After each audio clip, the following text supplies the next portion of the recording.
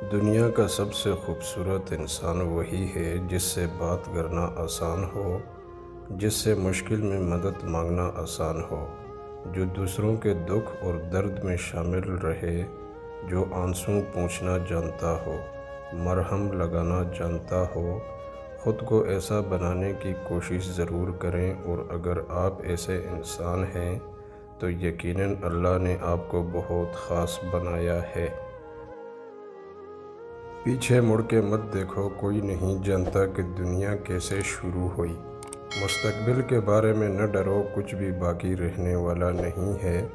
اگر تم ماضی اور مستقبل میں پھنسے رہو گے تو حال گزر جائے گا۔ مایوس ہونا چھوڑیں، کیونکہ جو دروازے زمین والوں کی سازشوں سے بند ہوتے ہیں نا، ان سے بھی بڑے دروازے اللہ پاک کے فضل سے کھل جاتے ہیں۔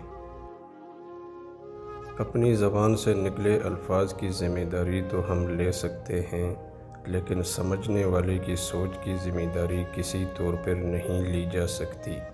کالی اینک لگا کر دنیا کو کالا کہنا کچھ لوگوں کی تربیت میں شامل ہوتا ہے۔